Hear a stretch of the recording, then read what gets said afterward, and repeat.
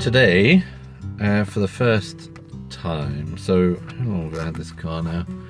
Where are we? September, so 19 odd months or so, and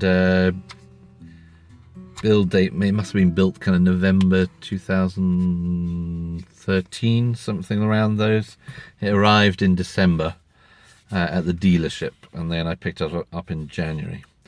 And for the first time, I've been getting a note on the screen, though for some reason it is gone, but it was on there earlier, about the key card, to say that the battery is running low, which is nice. It tells you that the Citroen that we have, the Picasso, it also tells you if the battery is running low in one of the keys, and which is helpful. It's particularly helpful for this when it's the keyless remote. So I, as you can see, I don't have this on a key ring or anything. I just keep it in my wallet, just in like one of the pockets in the wallet, because it's keyless. I don't really need it at all. The only times I occasionally pull it out is to use the opening the port, or unlocking the port for getting the cable out of the front, and very occasionally in the winter to pre-warm the car using that button there, which kind of gives you a 5 minutes or so pre-warming. Not very often though do I use that. So I will need to go and explore and find out what battery it uses and shove another battery in it.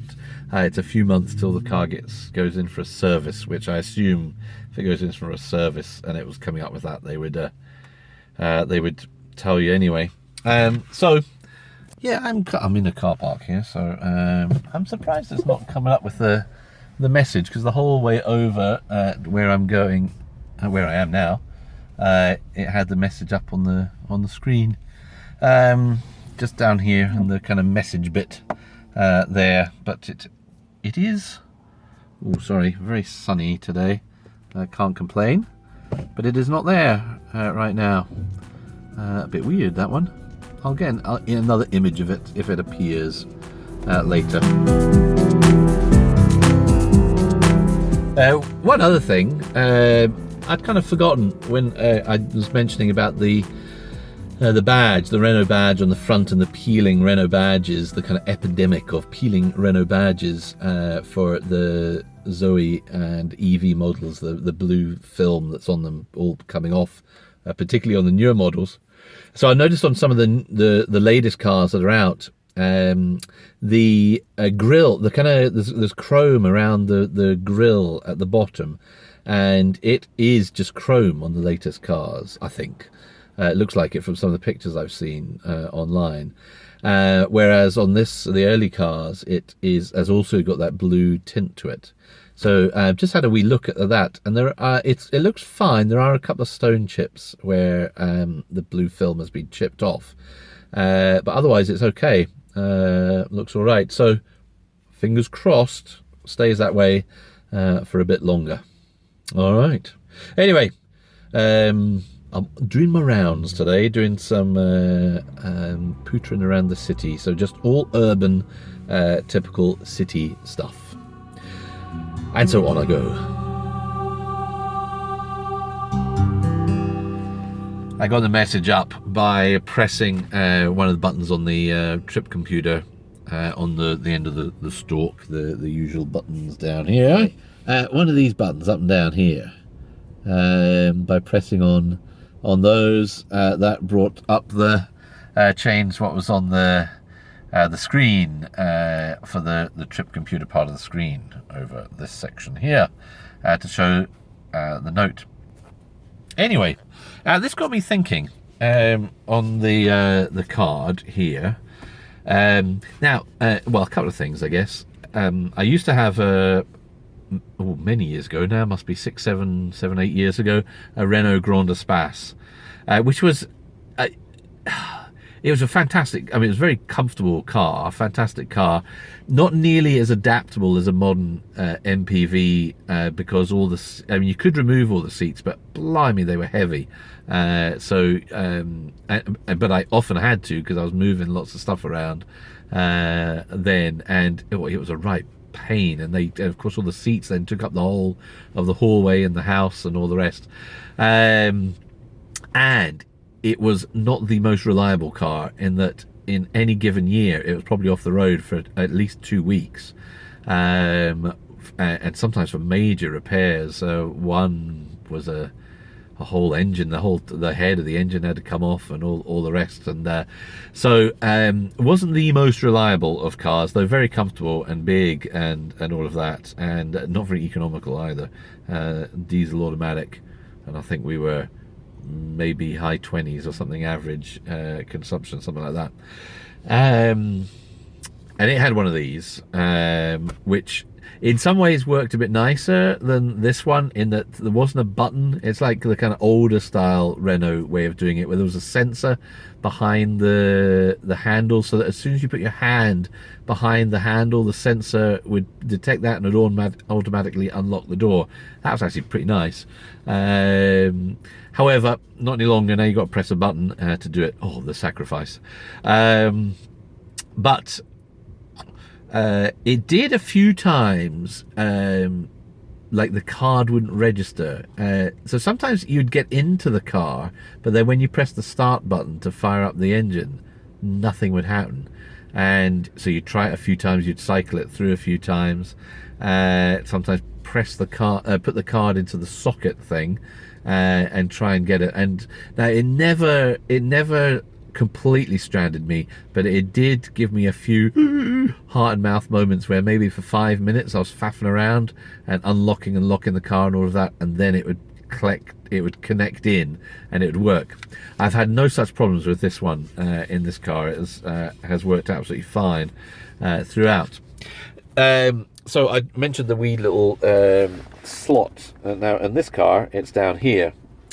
So it is, now this is actually the first time in whatever it is, 20 months of owning this car, I've put this in here, and in it goes. There you are. Fantastic. How exciting is that? Let me get this out because that is a bit in the way, the charger for my phone when it's going in. Nothing happens, it just goes in and out, and the engine, the motor's running already.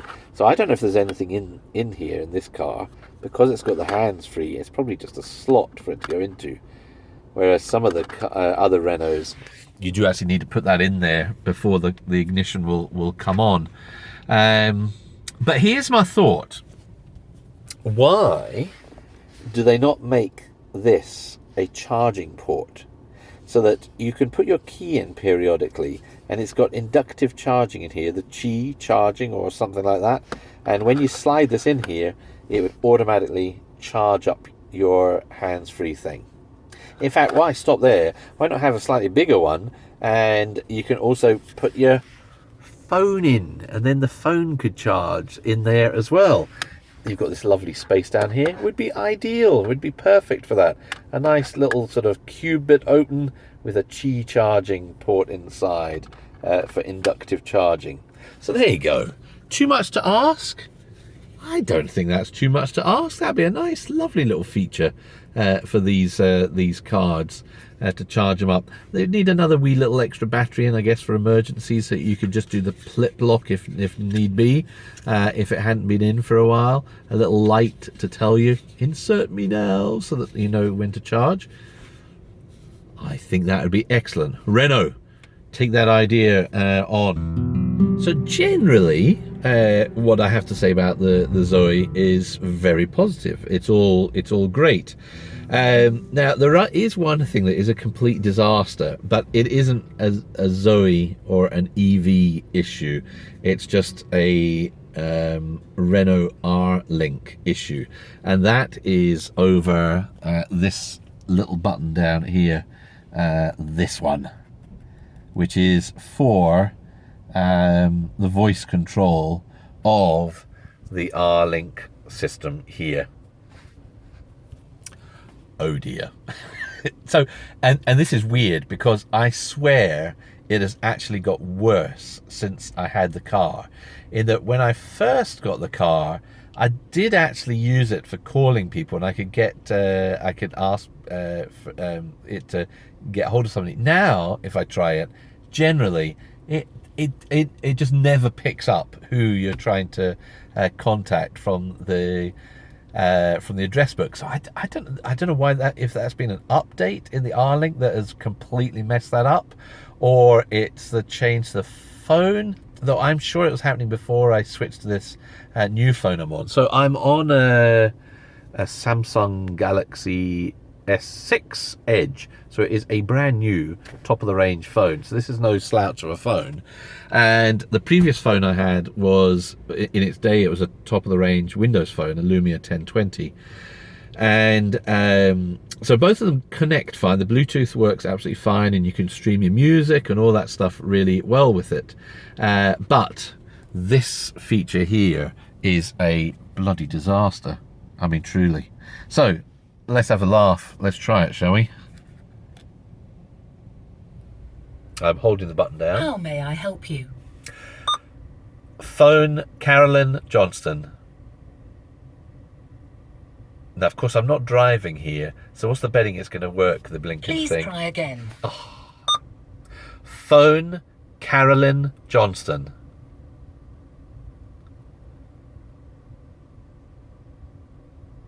I didn't quite get that. Say the list number of the contact you want to call. It's number one. Not Karen. even Number close. 2. Calendar. Ah, now that used to work all the time. So hang on a minute. We're coming out of here. What would you like to do? Phone Sophia Johnston.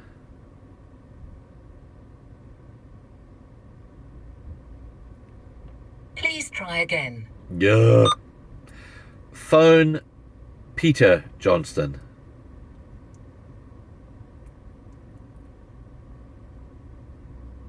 Calling Peter Nielsen on home phone. Ah, it's the wrong blinking. So it tried calling there, completely the wrong person. So I mean, the phone stuff is utterly broken. It just does not work at all. It's complete mess. So now, that didn't bother me at all, actually, when I was on my old phone, because with this, the Microsoft Band, it linked to Cortana, which is the voice assistant on the phone. So I could just say into the Band, call so and so, and it would then talk to the phone, and the phone would do the calling. So it was ostensibly hands-free. I could, you just whoop, and you could tell it to do it. But with the Android phone that I'm on now, although this still connects, it doesn't do the extra features of linking to the voice assistant. Does not work with Android with Google Now. And in fact, the Google Now doesn't work if I say, OK, Google, because the phone is connected through the audio through the Bluetooth. It doesn't work. So you have to, in fact, it doesn't work at all. Even if you go into the phone and press the speaker button, it's trying to get it through the Bluetooth. And so that doesn't work. So that has actually gone backwards in my move to getting this new Android phone, which is a bit of a pain in the butt, because at least this did give you an easy workaround of that fact. So now you've got to go delving into the menus to go and find the person, and it is a complete backward step. Now, what about navigation? If I try some navigation with it, let's see what happens there. So hold it down. How may I help you? Go to home. I have no idea if that will work. I can't remember what I didn't quite get that. Say the list number of the number you want to call. Oh, for the love of goodness, it's just ridiculous. Back. How may I help you? Ooh, that worked. Destination. You are in the destination menu. Yay. What would you like to do? Recent destinations. Say the list number of the recent destination you would like to go to. 3. Starting guidance for recent destination. Hey! It worked! So, maybe the, I don't know what it is with the phone then. Music, always. Yep, that has worked. It's popped up onto the sat nav, the destination back home. So what is that all about? Is it the phone that is the problem here? I don't think so, because I mean it's just grabbing the address book, and then so something is, but I mean it is unusable. You just cannot use it for calling anyone. And for me, that would be that, because normally when you're doing the sat nav, you're doing that before you leave and you can plug it in anyway. It's really the phone when you're on the go and you want to call somebody that's the most important use of the hands-free. Does not work at all. So that is a big fail. And I mean, I don't know. In fact, the computer at home is asking for the SD card for an update. So I'll pull it out and go and see. But I can't imagine that's going to make anything a bit better there. So there you go. So that part of the technology not working well at all. But as I say, that's not really a ZOE thing or an EV thing. It's just Renault's implementation of the hands-free on the R-Link is, from my experience, not working at all. But you're interested to know what other folks are feeling about that, if it works well for you, and whether there is a phone-specific thing about it. I don't know if this Android phone is particularly not working, though. For me, that's all happening in the system, and then it tells the phone who to call. It's not in the phone, because the actual, if I use Google Now, it usually works absolutely fine for picking who you want to call. However, you don't have that option when it's hooked to the Bluetooth. Ah!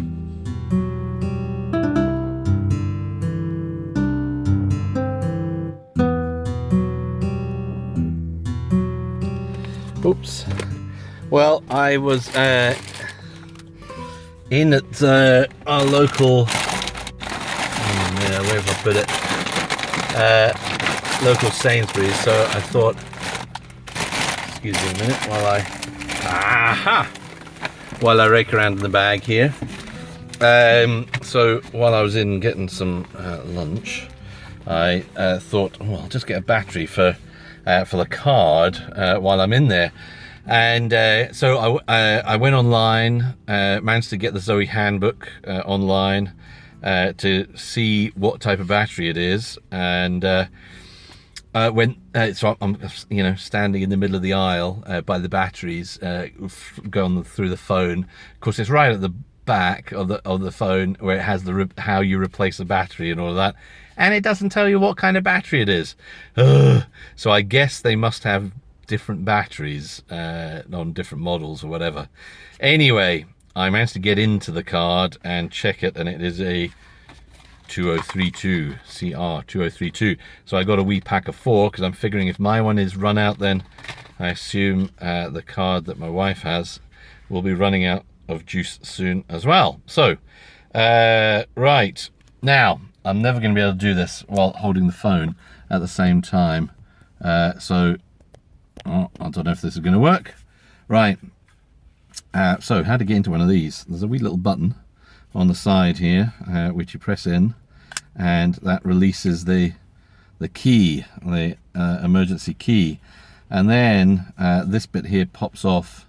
So you just grab it, and there's a kind of handle bit you can hold on to here, and you pull, just like that, and it pops off, revealing the battery 2032. So that's how I worked out what battery it was. So let's get into here and get one of these batteries out from the pack. I'm trying to be careful so it comes out easily. And it says best before July 2022. So that's a fair amount of lifespan going there. Right, as with most of these, it is positive up. And of course, getting these out can be a little tricky. Looks like it should just sort of slide its way from this end out. There it goes. So put the other one in, slide it in, make sure it's in properly, and close this up. So reverse procedure, pop that back on and then close it up. Right, let's see if it works.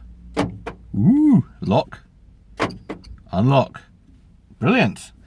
And so I will turn on the car and see if that wee message is gone.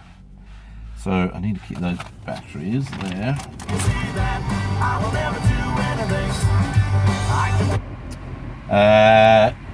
Shove that battery over there. This can go back in my hidden compartment in my wallet. And there we go. Right. Rear, ooh, let me come around this way. Rear seat belt fastened. I'm gonna just cycle through. And now, as soon as I did this previously and went on to the kind of message bit here, it immediately came up with the message. So I think that's that. Ooh, that's a simple cure. Couple of minutes in Sainsbury's, done. Nice. And no fees going anywhere to get it done. Always good. And the batteries were quite cheap. Weren't bad at all, even at the supermarket. Quid's in. All right, enough for now. Bye. So it's actually more complicated than I thought what's going on here with the phone. Now, so I thought, well, I'll just add in my, you know, like my wife and stuff like that as a favorite on the sat nav, so at least it's a bit safer and you're just pressing the, you know, going into the favorites, which is quite simple to get into, because when you're on the home screen, you've got this favorite button down here and you can just click on it and then it brings up. Oh, now, so I have, oh, this is even more complicated here. So I've got, so these folks are here, so my wife is here, right? But if I go into the phone and into the phone book here and then go through this list, blah, blah, blah, blah, blah, blah, blah, not there. What's going on? I don't understand that. So when I saw the name wasn't there, I thought, oh, maybe that's why it wasn't picking it up. But I have it in the favorites. So is it then taking it out of the handbook when you put it as a favorite? I don't know. It's completely bizarre. So I'm not sure what's going on there. Now this list does seem to go all the way through, if I remember. Well, it clearly isn't everyone. I don't know how it's getting this list off the phone. But what I noticed with my previous phone, the Lumia, is that it was only half. It's like it had, I don't know if it was 200 or whatever, there was a maximum number. So it got to about half the way through the address book and then it just stopped. So if you tried calling for anyone using the voice, the hands-free, it would work for somebody, it kind of would work. It would kind of work for somebody who's in the top half of the names. But if you were, you know, names were in the bottom, you weren't there, so it wouldn't pick it up. So that was frustrating. So it was kind of when it was that I never used it really because of that initially. But now, it does seem to be worse now. So anyway, so there's I don't know. I'd be intrigued by those who know how this works better than I do. What is going on there?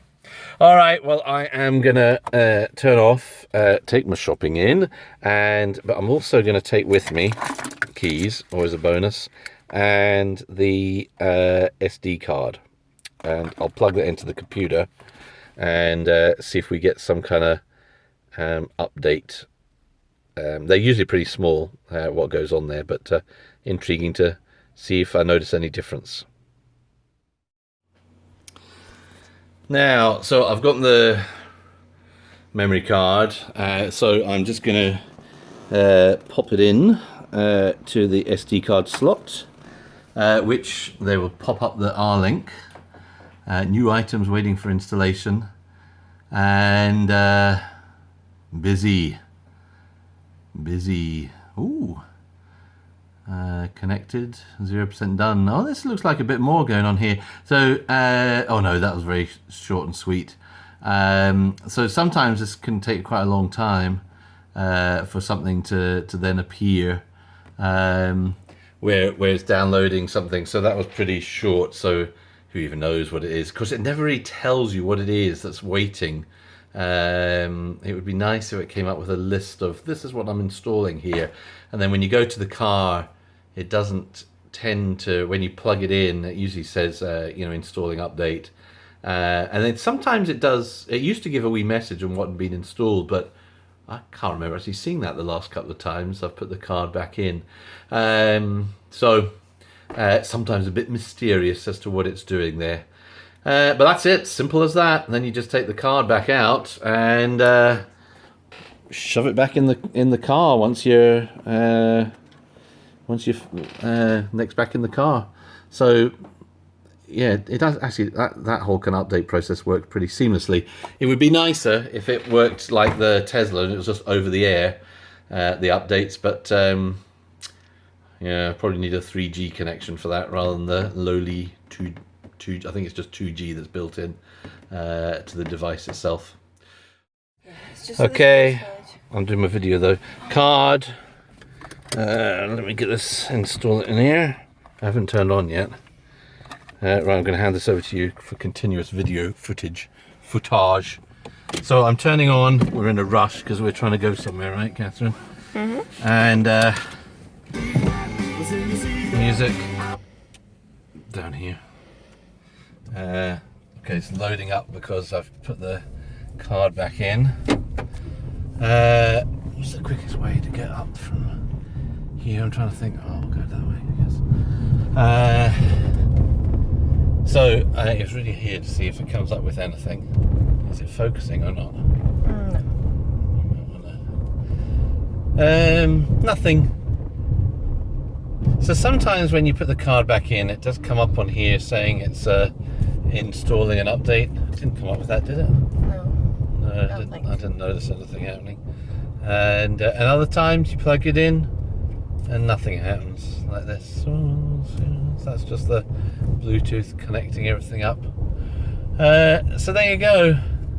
So the last few updates that I've got on the card have been very quick to install on the card, and then this is basically what's happened. Nothing on the screen when you get to it, so I have no idea what it's actually updating at all. So they are a mystery.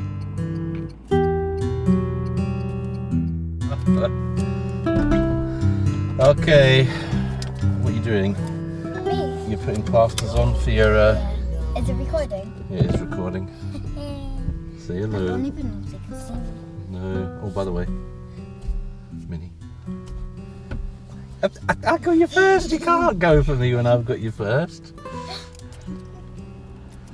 Oh dear. You know, I was driving along and Sophia was in the seat next to me, and I saw loads of Minis earlier today, and I kept wanting to go, Minnie, but she wouldn't have got it, I don't think. Oh, there's another Mini up there. Where? Up there. Where? That one. Red roof. Up there. Where? Oh. See? There. There. Haha. I don't know where. Okay, so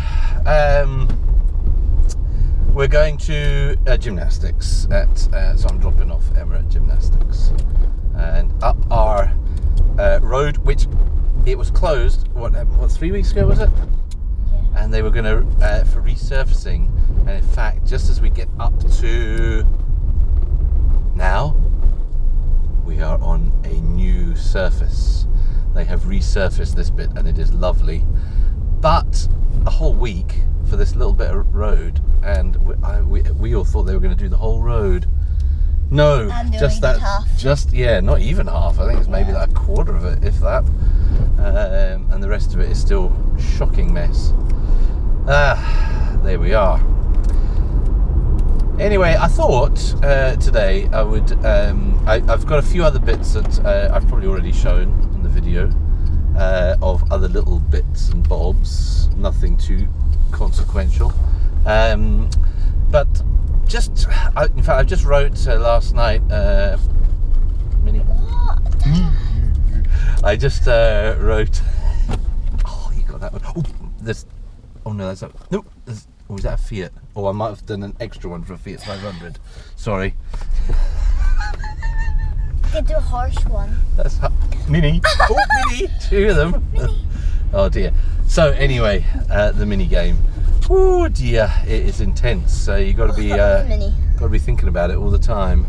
I've already got that Mini. So before you hit me for the one that's in front of us here. Oh, I could be really mean here, and I think I will be. Mini. Down there. I can't see it, so it's not fair. Dude. I'm not a dude.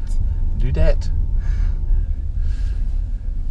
I thought I would talk a little bit about Volkswagen and all of that. So I just written a post about it on my blog, and kind of what's been going on there with Volkswagen. So I feel a bit mixed about all of this. I mean, don't get me wrong, Volkswagen completely in the wrong with what they have done, and it's I mean, it's going to be crazy for them, especially in America, for their market share and all of that. And if Audi get drawn into, kind of clearly drawn into in people's minds, and of course these engines, these 2-litre TDI engines, were in a lot of Audis as well. There's a guy reversing down the wrong side of the road here. What is that all about? Okay, interesting. Ow. Yeah, okay. Victory is mine. Victory's yours, huh? Oh. Anyway, if Audi get caught into this, it'll be a right mess, I would have thought, for Volkswagen AG, for the Volkswagen Group, as Audis will be selling a lot there. So I guess why I kind of mixed feelings is that, I mean, Volkswagen have clearly got caught here doing something bad and doing something they shouldn't be doing.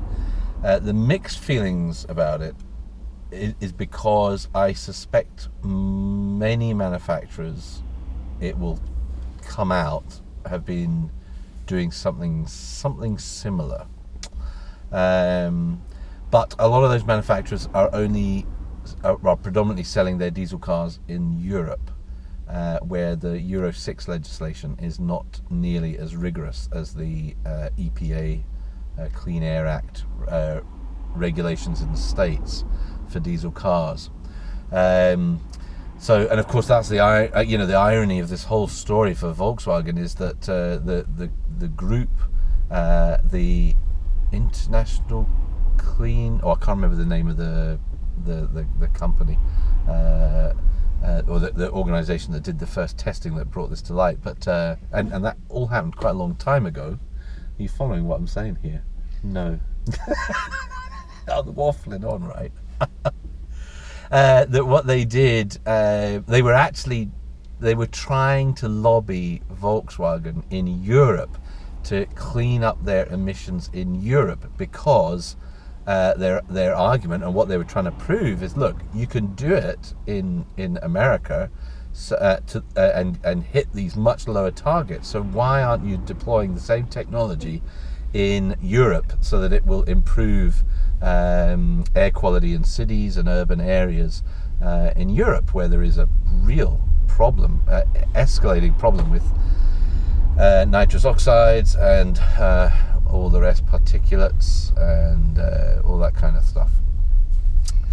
And when they then did the testing so that they had data in hand to go back to European companies, they realized that something very fishy was going on, and that the cars on the road were emitting way more, I mean up to 40 times more than the allowed levels of nitrous oxides and things like that.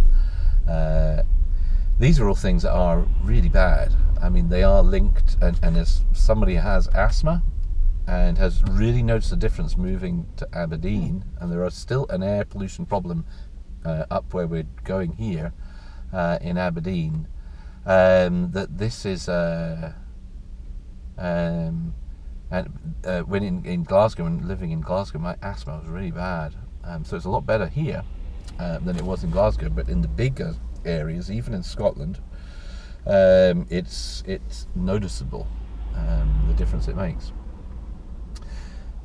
So I suspect there's more that's going to come out about this from other manufacturers, though some of it has answered a few questions that I've had, about how are they getting so much power out of these diesel engines and all of that kind of stuff, and though that being said, BMW, for some of the testing that they were doing, they were actually hitting the lower American target.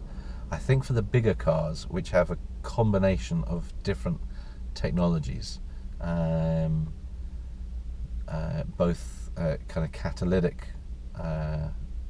is it SCR? It's called SRC, SCR, something like that. The kind of catalyst that tries to remove NOx, and some of the cheaper ways of doing it, which is what Volkswagen were using, and BMW have used both in quite a lot of their cars.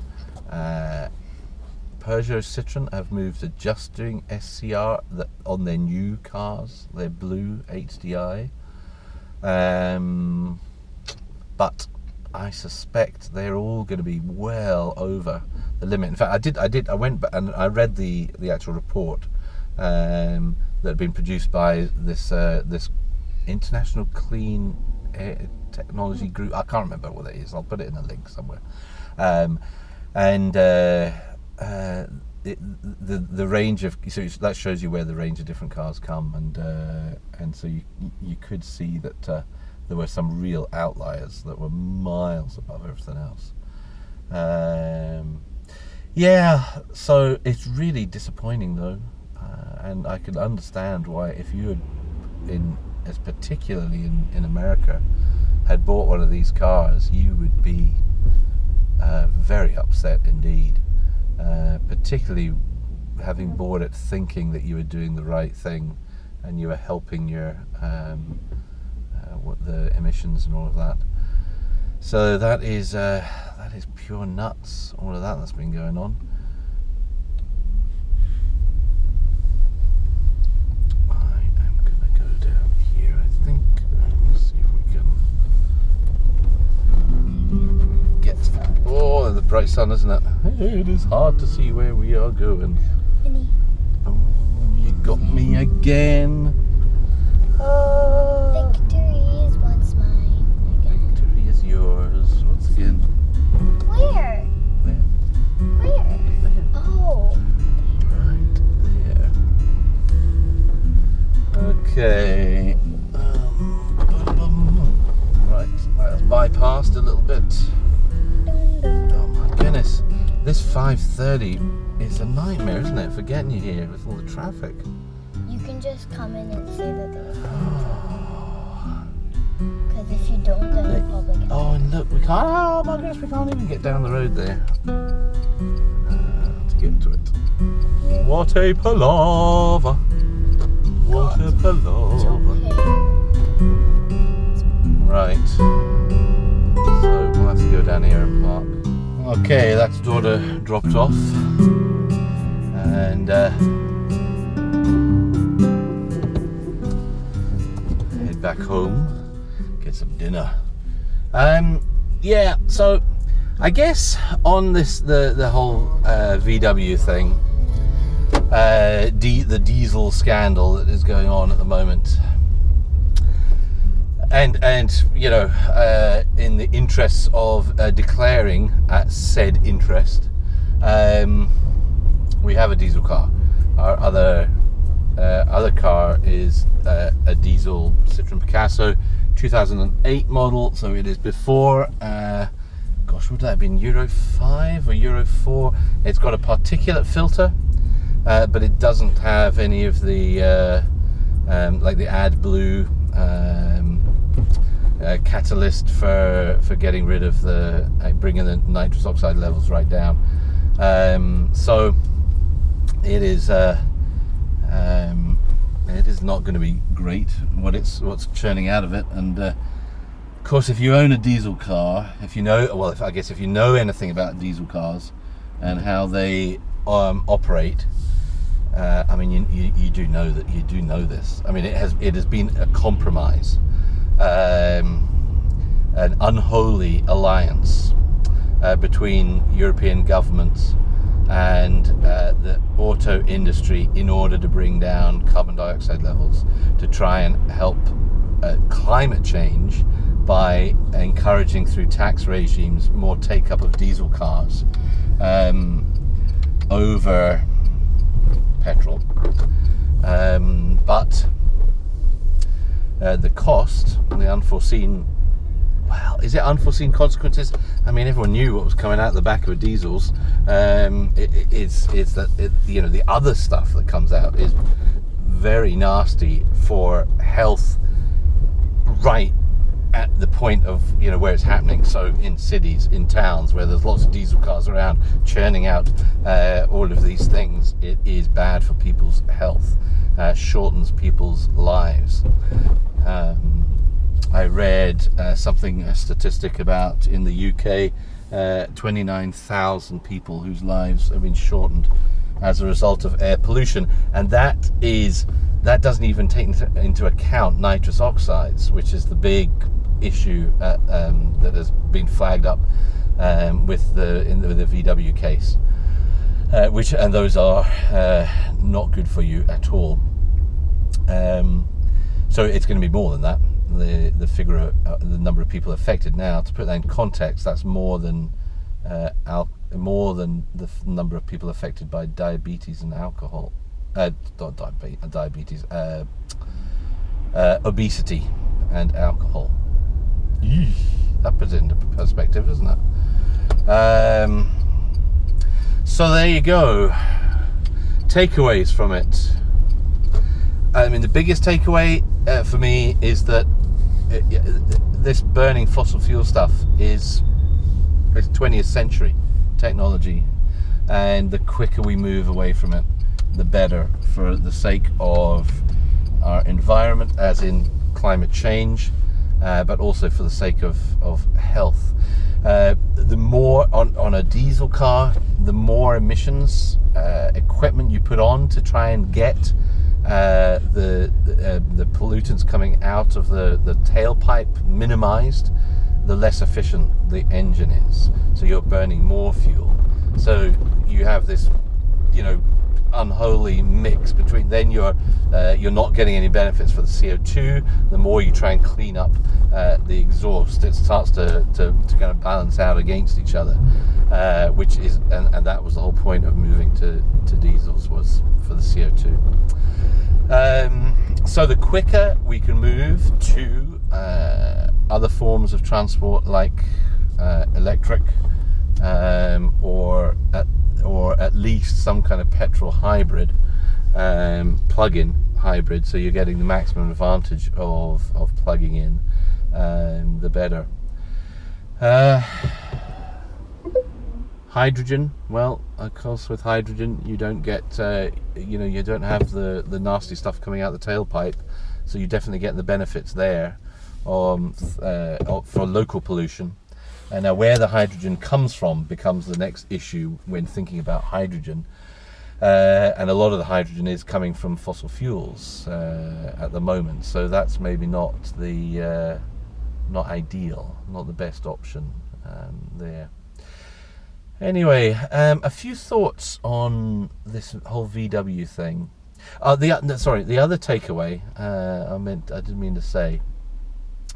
is that it's how do we... Big companies are the companies that are going to make the biggest difference as far as climate change goes, air pollution, and all of these things go, because they're the ones that are primarily producing the goods that are causing all of these issues. Now, as consumers, we have an awful lot of weight that we can apply to that through what we demand, what we purchase. Some companies will not build what no one will buy.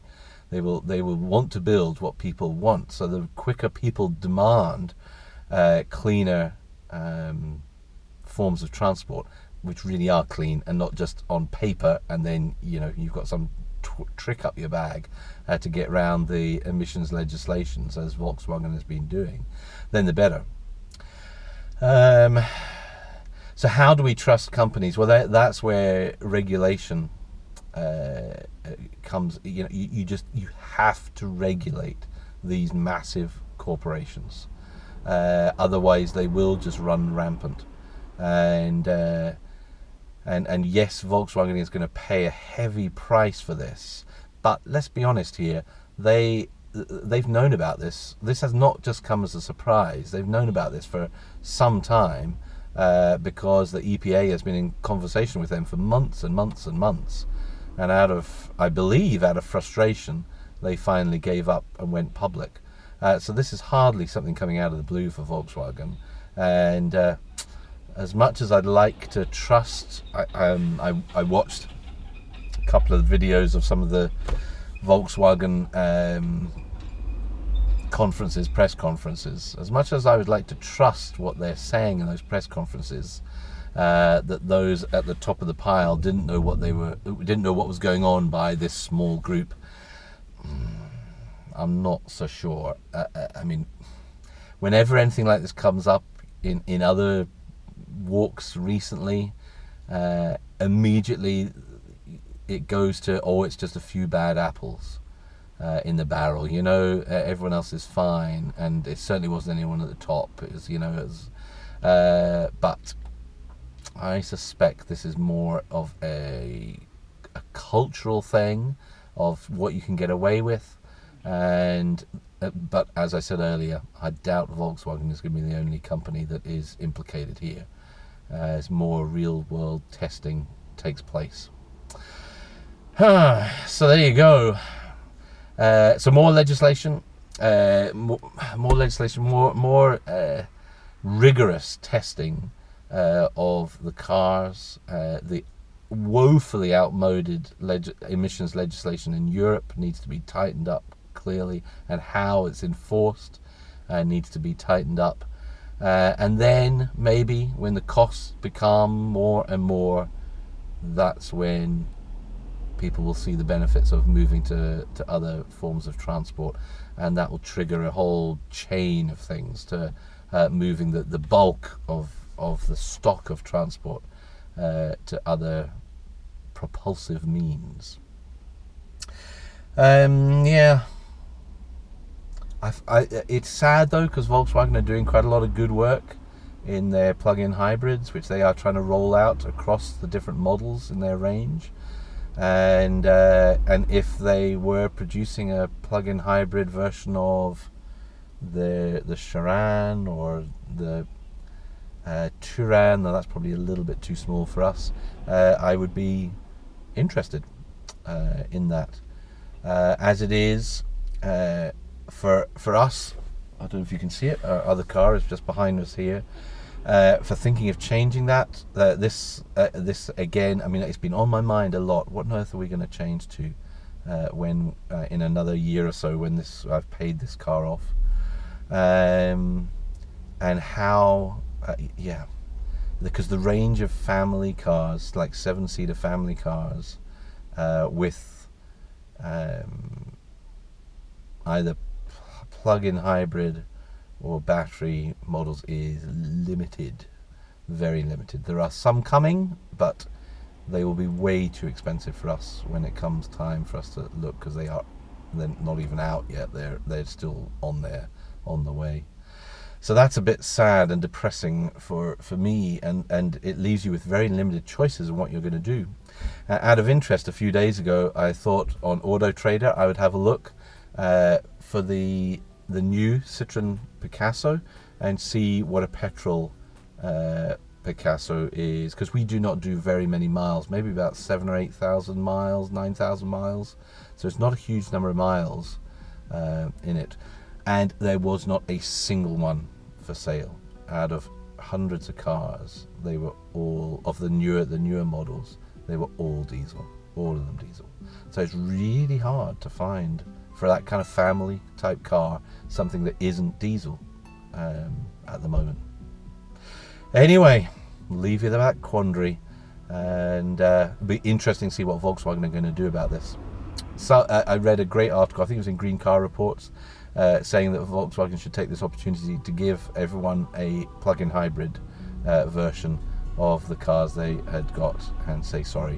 What a great way that, or an e-Golf or something like that, what a great way that would be of recovering some publicity from this. That would cost a pretty fortune. Can't see them doing that, but we'll wait and follow with interest what's going to happen. Okay folks, until next time, bye.